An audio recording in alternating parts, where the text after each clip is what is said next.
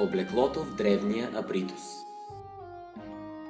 Реконструкцията на всекидневието на по-старите общества задължително включва и изясняване на особеностите в облеклото. Колкото по-отдалечена е изследваната епоха, толкова по-рядък е шансът да са съхранени елементи от дрехи или обувки. Затова въображението гради заключения единствено на базата на съпътстващите ги аксесуари, а сетне ги сравнява с изображенията, оставени от древните майстори върху стени и съдове. Фибулите, закопчалки подобно на безопасни игли, са най-често откриваните допълнения към костюма в римската епоха и през ранното средновековие. Като днешните копчета, те имат неотменна роля в ансамбъла на облеклото, понеже прикрепят към тялото основната дреха на свободния римлянин – тогата. Обилието от варианти, които учените са класифицирали, позволява този важен аксесуар да бъде използван и при датировка на паметници. Музеят в Абритус също разполага с колекция от фибули. Последните попълнения са от археологическото лято на 2014 година. Тогата, покривалото, както впрочем и фибулата, не е римско изобретение. Наследство е от етруските, но в течение на вековете се превръща в един от символите на римското самочувствие. В ранния си вариант в четириъгълно парче вълнен плат, което се увива около тялото и пада свободно чрез множество гънки. Носите всички свободни, млади и стари, бедни и богати. Денем е дреха, а нощем може да бъде завивка. По време на религиозни церемонии единият и край покрива главата. На цвят най-често е бяла и в зависимост от положението в обществото на човека, който я носи, е снабдена с по-широки или по-тесни червени ивици.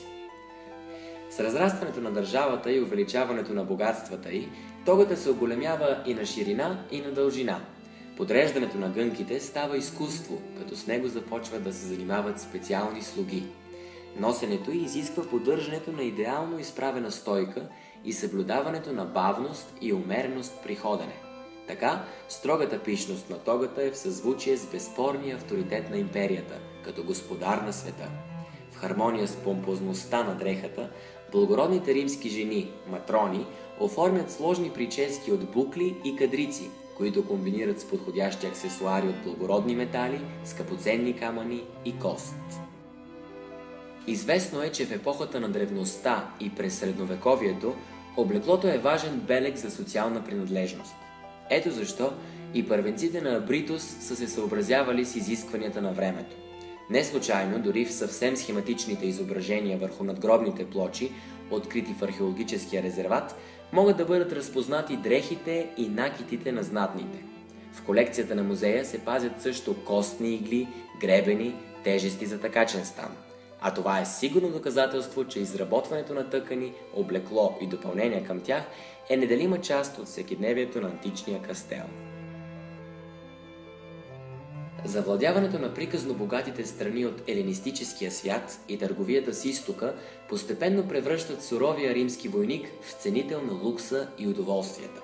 Все по-често облеклото започва да се изработва от коприна и памук, усложнява се с допълнителни елементи, апликира се с скъпоценни камъни. Под източно влияние в тоалета на свободната римлянка се появява, а може би се завръща, така наречената стола, която се прихваща под гърдите, а при краката се снабдява с допълнителна драперия. Освен в кройка, дрехите стават по-разнообразни и по цветове, като голямото предизвикателство пред благородните дами е да ги съчетават по най-изискания начин. Едва ли има съмнение, че знатните гражданки на Абритус не са оставили в страни от модните течения в империята, защото стратегическото място на кастела в отбранителната система на южнодунавските провинции има и друго важно предимство – оживени търговски връзки, а известно е, че с търговците пътуват и всички новости.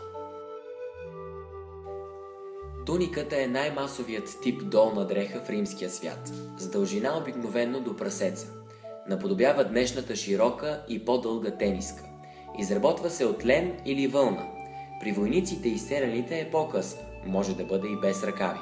Женската туника е наричана също интима и при младите момичета е само бяла. Използвате също робите, понеже е изключително удобна за работа. В периода на късната империя се появява нов вариант на туниката, така наречената далматика, която е дълга, тясна и с множество фигурални орнаменти.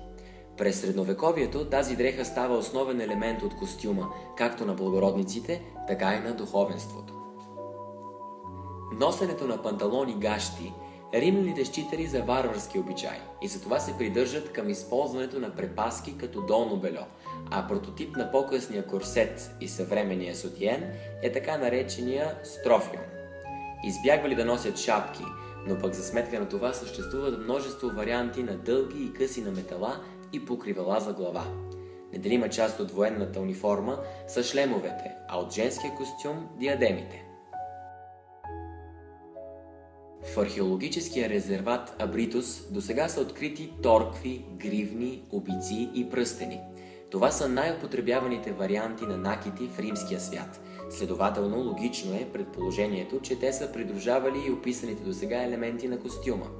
Обстоятелството, че в града или в околностите му винаги е резидирало военно подразделение, както и откритите при разкопки елементи на въоръжение, още веднъж потвърждават предположението.